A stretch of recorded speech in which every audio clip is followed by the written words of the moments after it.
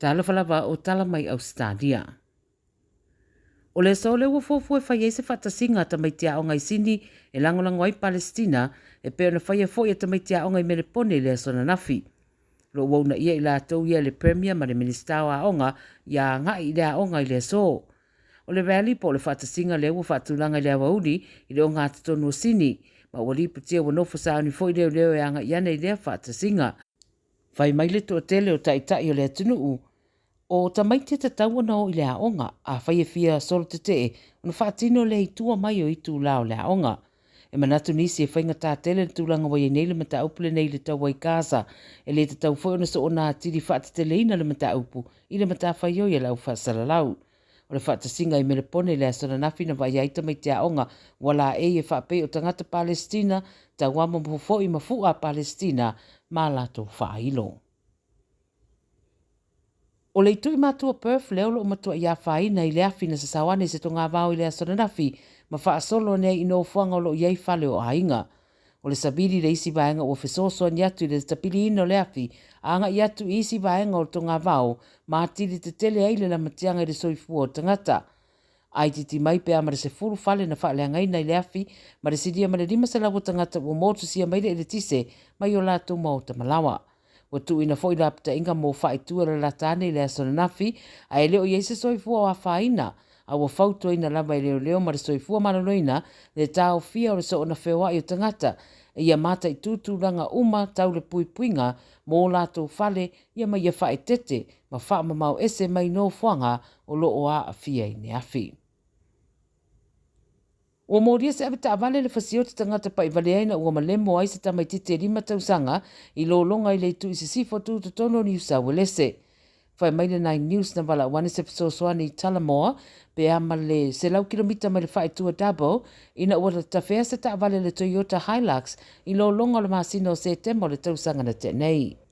Whai mai leo le abita avale leo se lii a toi masa tama e taimani tamiti se to olua sa i te tono le ta avale sa ma whaio nanga i ese mai peitai na maua i te tono le ta avale si tamititi rima tausanga lea ma maliwa i lava. Whai mai whato a maua le tino maliwa le tamititi le aso na sa so ai o lo iai lava i te tono le ta avale. O le vasa nei la le mai au suenga sa whaatino leo i le mata upula vale nei o mori ai le abita avale matautia ua fwai le maliu ma le fasio te tangata pa i valea. E le itaria ina le tala i tua mai whato ato tūra i le whamsinonga i le aso se fulu walu o Januari. Sa whailoa sui o le atunu o saina i le WHO po le World Health Organization la tau te lei mai taua ni whaamai e le masani ai i saina i le mai au le whaatele ino ngase au fia i le manava. A mai se o le si tia o le au whai o tamaite a fia i le pneumonia o whaamtananga ia mai le whaalaputonga o le soifua maloloina le larolangi.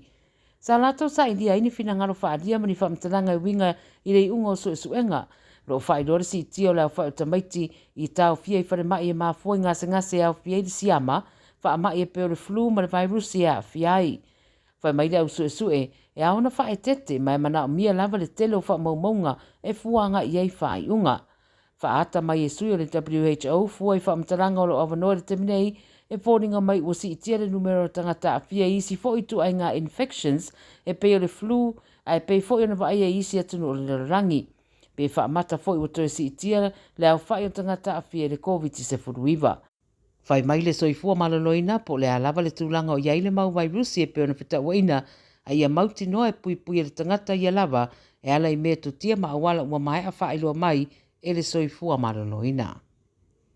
Ma le tala mulimuli, ua saini nei le li taalo Jacob Saifiti le Newcastle Knights mo le tolu tausanga o lana Konkarate. Wa riptia le 9 News o Saifiti le isi tamata alo sa finau malosi ia isi kalapu a wa o lana Konkarate wha mai al tausanga fou. Pei ta i lao leo wa whaia na whaiunga o le ato tu mau pei le Knights mo le isi tolu tausanga. Sa whiwhiria o ie le State of Origin taluai, ta aloai mo New South Wales, ma sa telefo ilo na sao i le toe o le Knights i le finals, ma wale o toe mamau sa teimi whaalau iloa i le Knights le saini inga o le isi ana Konkarate Fowlea, leo le a whaangata mai i le lua whenua sifunumare fitu. Ia o tala nala radio Samoa mai Ausetalia i le nei fo i aspareide, whai o toi fo i maripota le nei mai yaso, se iau lia le vai aso foua i a manuia tere le whai ungar vai yaso i se o tātua tunu wha soi foia.